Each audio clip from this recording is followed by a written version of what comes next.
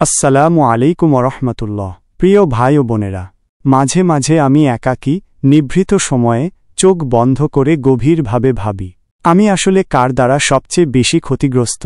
কে আমার জীবনের পথে কাঁটা বিছিয়ে রাখে? কে আমার উজ্জ্বল প্রদীপ নিভিয়ে দেয়? কে আমাকে আলোর পথ থেকে সরিয়ে অন্ধকারের দিকে নিয়ে যায়? কেন আমি আজ পথ খুঁজে পাই না? কেন গন্তব্যের দিকে চলতে গিয়ে ভুল রাস্তাকে বেছে নিচ্ছি? কেন আমি আলোর মশাল ফেলে কয়লার অন্ধকার হাতে নিয়ে ঘুরে বেড়াচ্ছি? আবারও ভাবি, কেন আমি বারবার পাপের কাজে জড়িয়ে পড়ি? কেন আমি নিজের সাথেই প্রতারণা করি? বলি, আজই শেষবার, আজই শেষ, কাল থেকে আমি বদলে যাব, আর পাপ করব না, আর নামাজ কাজা করব না। কিন্তু এরপরই ভুলে যাই সেই অঙ্গীকার। পাপ আবারও ঘিরে ধরে আমায়।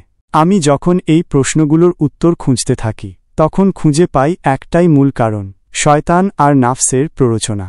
কিন্তু ভাই ও বোনেরা, এখানেই আসল কথা। শুধু শয়তান নয়, বরং নাফসে আম্মারাই সবচেয়ে বড় শত্রু। শয়তানের চেয়েও বেশি বিপজ্জনক আমাদের নিজের এই নাফস। তাই আমি আজ আপনাদের সামনে এই গুরুত্বপূর্ণ বিষয় নিয়ে আলোচনা করতে চাই। নাফস কি? আমরা কিভাবে নাফসের দ্বারা প্রভাবিত হচ্ছি? কিভাবে এই নাফস আমাদের ক্ষতি করছে? আর সবচেয়ে গুরুত্বপূর্ণ প্রশ্ন হল, আমরা কিভাবে এই নাফসের বিরুদ্ধে লড়াই করব? কিভাবে নাফসকে নিয়ন্ত্রণে রাখব? এই কথাগুলো সবার জানা দরকার, কারণ নাফসের জয় মানে দুনিয়ার ধ্বংস, আর নাফসের পরাজয় মানে চিরশান্তির পথ। চলুন শুরু করা যাক। মানব মনের এক বিশাল জগৎ রয়েছে, যেখানে প্রতিনিয়ত জন্ম নেয় হাজারো চিন্তা, উদ্বেগ আর দ্বিধা। এই চিন্তাগুলোর ভেতরে থাকে কখনো ভালো চিন্তা, কখনো মন্দ চিন্তা। মনে একদিকে জাগে ভালো চিন্তা, আবার অন্যদিকে সাথেই আসে মন্দ প্ররোচনা। এই দুয়ের মাঝে শুরু হয় এক অন্তর্দ্বন্দ্ব, এক বাহাস, এক মানসিক বিতর্ক। কখনো বিজয়ী হয় ভালো চিন্তার পক্ষ, আবার কখনো জিতে যায় মন্দ দিকটা। আর এই বিজয় ঠিক করে মানুষ কোন পথে হাঁটবে, ভালো কাজের দিকে যাবে নাকি মন্দের সাথেই জড়িয়ে পড়বে। ধরুন, একজন ব্যক্তি মনে করল, আজ আমি মসজিদে যাব, জামাতের সাথে নামাজ আদায় করব। সেই মুহূর্তেই তার মনে ভেসে এলো আর একটা চিন্তা, থাক, আজ নাই যাই, একটু বিশ্রাম নেই, কাল থেকে শুরু করব ইনশাআল্লাহ। শুরু হয়ে গেল সেই পরিচিত মানসিক দ্বন্দ্ব। ভালো ও মন্দ চিন্তার মাঝে শুরু হলো বাহাস, যুক্তি, তর্ক আর দলিলের প্রতিযোগিতা। ভালো পক্ষ বলছে, মসজিদে যাওয়া এটা রাসূল সাল্লাল্লাহু আলাইহি ওয়াসাল্লামের সুন্নত, ফজিলতপূর্ণ সোয়াবের কাজ। অন্য পক্ষ বলে, বাইরে গরম, শরীরটা ভালো লাগছে না, কাজের চাপও আছে, ঘরেই নামাজ পড়ে নি। এইভাবেই দুই পক্ষ যুক্তি দিয়ে শক্ত হতে থাকে। শেষ পর্যন্ত যে পক্ষ মানসিক যুদ্ধে বিজয়ী হয়, ব্যক্তি তার দিকেই এগিয়ে যায়। ভালো চিন্তা জিতলে সে মসজিদে যায়, জামাতের সাথে নামাজ আদায় করে। আর মন্দ চিন্তা জিতলে সে থেকে যায় ঘরে, হয়তো পরে, হয়তো পরেই না। এই রকম দ্বন্দ্ব শুধু নামাজে মসজিদে যাওয়া না যাওয়ার মধ্যেই সীমাবদ্ধ নয়। প্রিয় ভাই ও বোনেরা, এই বাহাস, এই লড়াই চলে প্রতিটি ভালো ও মন্দ চিন্তা চেতনার ভেতরে। চলে আমাদের ঈমান, আমল, আচরণ সব ক্ষেত্রেই। আমরা নিজেরাও অনেক সময় বুঝি না, প্রতিদিন আমাদের মনে কত শতবার এই বাহাস হয়, আর কতবার জিতে যায় কোনো পক্ষ, আর কতবার হার মানে সত্য ও ন্যায়। এই মানসিক যুদ্ধের একদিকে থাকে নাফসে আম্মারা, আমাদের কুপ্রবৃত্তি, আর সেই নাফসকে সমর্থন যোগায় শয়তান। শয়তান সর্বদা তার পাশে থেকে মদদ দিয়ে যায়। অন্যদিকে থাকে ফিতরাতে সালিমা, সুস্বভাব, আল্লাহর দানকৃত শুভ প্রকৃতি। এই শুভ প্রকৃতিকে সাহায্য করে ফেরেশতা। ফেরেশতারা অনুপ্রেরণা দেন ভালো পথে চলতে, সত্যের ওপর অটল থাকতে। আমাদের প্রত্যেকের সাথেই রয়েছে একজন শয়তান এবং একজন ফেরেশতা, একজন প্ররোচক এবং একজন শুভ পরামর্শদাতা। প্রশ্ন একটাই, আমরা কার কণ্ঠে কান দিচ্ছি? প্রিয় ভাই ও বোনেরা, এ বিষয়ে একটি অত্যন্ত গুরুত্বপূর্ণ হাদিস বর্ণনা করেছেন হযরত আব্দুল্লাহ ইবনে মাসউদ রাদিয়াল্লাহু তাআলা আনহু। তিনি বলেন, রাসূলুল্লাহ সাল্লাল্লাহু আলাইহি ওয়াসাল্লাম ইরশাদ করেছেন, তোমাদের প্রত্যেকের সাথে নিযুক্ত রাখা হয়েছে একটি জিন তথা শয়তান এবং একটি ফেরেশতা, যারা তার অন্তরে চিন্তা ও প্রেরণা যোগায়। এখন প্রশ্ন হচ্ছে, এই দুই প্রেরণাদাতার মাঝে কোন কণ্ঠস্বর আমরা শুনছি, কাকে অনুসরণ করছি? ভাই ও বোনেরা, আমাদের হৃদয়, আমাদের কলব, এই কলবই হল মানুষের সকল চিন্তা, আবেগ ও কর্মপ্রবণতার কেন্দ্র। এই মনের ভেতরে একটি স্মৃতিভাণ্ডার রয়েছে। সেখানে সঞ্চিত হয় আমাদের অনুভূতি, আবেগ, কল্পনা এবং ইচ্ছাশক্তি। যখন এই স্মৃতি, অনুভূতি বা চিন্তা ইচ্ছার রূপে রূপান্তরিত হয়ে বাস্তবতার পথে ধাবিত হয়, তখন মন ঠিক সেই চিন্তাকে গন্তব্যে পৌঁছে দিতে কাজ শুরু করে। তাই মনকে তুলনা করা যায় একটি ইঞ্জিনের সাথে, আর চিন্তা বা ইচ্ছা সেই ইঞ্জিনের আরোহী। আমাদের এই শরীর যেন একটা গাড়ির বডি, আর রূহ বা আত্মা এই ইঞ্জিনের শক্তি। আত্মার শক্তিতে মন বা ইঞ্জিন শরীর নামক গাড়িকে সামনে এগিয়ে নিয়ে যায় গন্তব্যের দিকে। তবে এই দেহ শুধু জড়দেহে সীমাবদ্ধ নয়, রয়েছে আরও একটি দেহ, যাকে বলা হয় জিসমে মিশালি বা রূপক দেহ। এই রূপক দেহই নিদ্রাবস্থায় কাজ করে। ঘুমের সময় আত্মা এই জিসমে মিশালি সহ বিশ্ব ব্রহ্মাণ্ডে বিচরণ করে, আর জড়দেহে তখনও জীবাত্মা রয়ে যায়। তাই আমরা ঘুমন্ত অবস্থাতেও বেঁচে থাকি। আবারও মনে রাখুন, যেদিকে চলে কলব বা মন, সেদিকেই চলে শরীর। এই রূহ, কলব ও জড়দেহ এই তিনে মিলে গঠিত হয় এক পূর্ণ মানবযান। আর এই গাড়ির চালককে, হ্যাঁ ভাই ও বোনেরা, চালক দুই ধরনের হতে পারে। ১. ফিতরতে সালিমা, আল্লাহ প্রদত্ত সুস্থ স্বভাব। ২. নাফসে আম্মারা, প্রবৃত্তির কুপ্রবণতা। ফিতরতে সালিমা আমাদের সঠিক পথে ডাকে। এই সুপ্রবৃত্তি আমাদের হৃদয়ে ইতিবাচক চিন্তা জাগায়, আমাদের আল্লাহর দিকে টেনে নিয়ে যায়। এই ফিতরতের কথা কুরআনে এসেছে। আল্লাহ তাআলা ইরশাদ করেন, আল্লাহর সৃষ্টি করা স্বভাব অনুসরণ করো, যার উপর তিনি মানবজাতিকে সৃষ্টি করেছেন। আল্লাহর সৃষ্টির কোনো পরিবর্তন নেই। এটাই সরল ও সঠিক দিন, কিন্তু অধিকাংশ মানুষ তা বোঝে না। সূরা আর রুম, আয়াত ৩০। এই আয়াতে ফিতরাহ বলতে বোঝানো হয়েছে ফিতরতে সালিমা, সেই সুস্থ প্রকৃতি যা মানুষকে আল্লাহর পথের দিকেই নিয়ে যায়। প্রিয় ভাই ও বোনেরা, প্রত্যেক মানুষের মধ্যেই জন্মগতভাবে আল্লাহ প্রদত্ত একটি সুস্থ স্বভাব বা ফিতরতে সালিমা স্থাপন করে দেওয়া হয়েছে। এই ব্যাপারে হজরত আবু হুরায়রা রাদিয়াল্লাহু তাআলা আনহু বর্ণনা করেন, রাসূলুল্লাহ সাল্লাল্লাহু আলাইহি ওয়াসাল্লাম ইরশাদ করেছেন, প্রত্যেক সন্তান ফিতরতে সালিমার উপর জন্মগ্রহণ করে। এরপর তার পিতা মাতা তাকে ইয়াহুদি বানায়, অথবা খ্রিস্টান বানায়, কিংবা অগ্নিপূজক বানায়। সহিহ বুখারী ও মুসলিম। রাসূল সাল্লাল্লাহু আলাইহি ওয়াসাল্লাম আরও উদাহরণ দেন, যেমন একটি অবলা প্রাণী একটি সুস্থ বাচ্চা জন্ম দেয়, তোমরা কি সেই বাচ্চার মধ্যে কর্তৃত্ব কানবিশিষ্ট কোনোটি দেখতে পাও? না ভাই ও বোনেরা, এই হাদিসে আমাদের বোঝানো হয়েছে, মানুষ যখন জন্মায় সে থাকে এক পবিত্র, স্বাভাবিক, আল্লাহ প্রদত্ত দ্বীনি স্বভাবে। সে স্বভাব অপরাধী নয়, বিভ্রান্ত নয়, বরং আল্লাহর দিকে পরিচালিত হওয়ার উপযুক্ত। কিন্তু সমাজ, পরিবেশ ও পরিবার তাকে ধীরে ধীরে ভিন্ন পথে টেনে নিয়ে যায়। যেমন একটি পশুর বাচ্চার কান কাটলে সেটি তার স্বাভাবিকতা হারিয়ে ফেলে, তেমনি শিশুরাও পরবর্তীতে পরিবেশ ও সমাজের দ্বারা প্রভাবিত হয়। সারকথা কি ভাই ও বোনেরা, মানুষের ভেতরে জন্মগত যে সুস্থ স্বভাব, সেটাই হল ফিতরতে সালিমা, যা মানুষকে আলোর পথ দেখায়, সত্যের দিকে আহ্বান করে। পক্ষান্তরে মানুষের মধ্যে আরেকটি শক্তি রয়েছে, যার নাম নাফস প্রবৃত্তি। এই নাফস এমন এক শক্তি যার মধ্যে ভালো ও মন্দ উভয় বৃত্তি বিদ্যমান।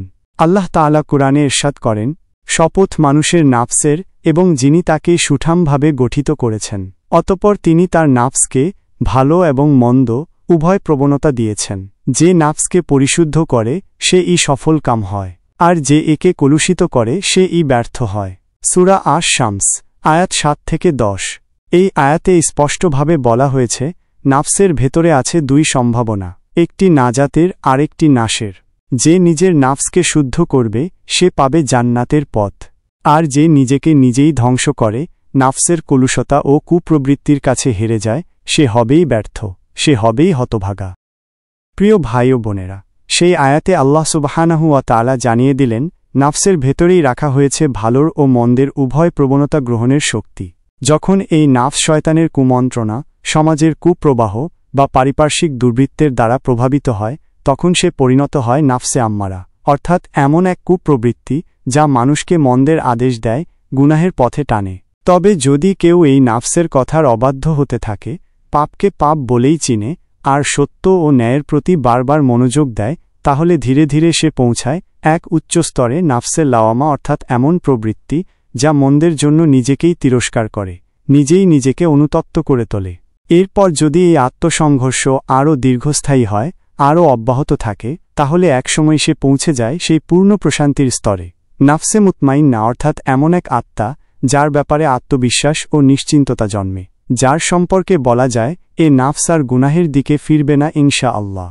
কিন্তু ভাই ও বোনেরা, যেহেতু নাফস স্বভাবগতভাবেই কুপ্রবৃত্তির প্রতি আসক্ত, তাই সর্বপ্রথম থেকেই শয়তান তার সঙ্গে যোগ দেয়, তাকে প্রলুব্ধ করে, তাকে বিভ্রান্ত করে, তাকে পরিণত করে নাফসে আম্মারাতে। আম্মারা শব্দটি এসেছে আমর ধাতু থেকে, অর্থাৎ আদেশ করা বা হুকুম দেওয়া। নাফসে আম্মারা মানে সেই অন্তরাত্মা বা প্রবৃত্তি যা মানুষকে বারবার গুনাহর আদেশ করে, হারামের পথে তাড়না দেয়। আল্লাহ তাআলা ইউসুফ আলাইহিসসালামের কাহিনীতে বলেছেন, আমি নিজেকে নিষ্পাপ বলি না, নিশ্চয়ই নাফস তো বারবার মন্দ কাজের আদেশ দেয়, তবে যাদের প্রতি আমার প্রভু দয়া করেন তারা ব্যতিক্রম। সূরা ইউসুফ আয়াত 53। এ আয়াতে ব্যাখ্যা করা হয়েছে, নাফস নিজেই মানুষকে গুনাহের দিকে ঠেলে দেয়, তাকে ধ্বংসের দিকে ধাবিত করে। শয়তান তো বাহ্যিক শত্রু, তাকে প্রতিরোধ করা সম্ভব আউযুবিল্লাহ পরে, কিন্তু নাফস, সে তো বাস করে আমাদের হৃদয়ের গভীরে। সে জানে আমাদের লোভ, বাসনা, দুর্বলতা। সে জানে কোন কথায় তুমি দুর্বল হয়ে পড়বে। সে জানে কোন যুক্তি দিলে তুমি রাজি হয়ে যাবে। শয়তান তো ফিসফিস করে, কিন্তু নাফস বলে, আরেকবার দেখ তাতে কি এসে যায়। এই হারাম সম্পর্কটা শেষবার, এরপর না হয় তওবা করবি। আল্লাহ তো গফুরুর রাহিম, একবার করলে কি এমন হবে? এভাবেই সে ধীরে ধীরে তোমাকে নিয়ে যায় পর্নোগ্রাফি, হারাম সম্পর্ক, অবৈধ সম্পদ, অহংকার, হিংসা, রাগ, এইসব আত্মঘাতী পথে। সে বলে, তুমি তো এত পাপী, তওবা করলেও কবুল হবে না, আজ বাদ দে, কাল থেকে ঠিক করবি। তোমার সলাত পিছিয়ে দেয়, তোমার কুরআন তিলাওয়াত বন্ধ করে দেয়, তোমার ইবাদতের প্রতি আলসেমি তৈরি করে।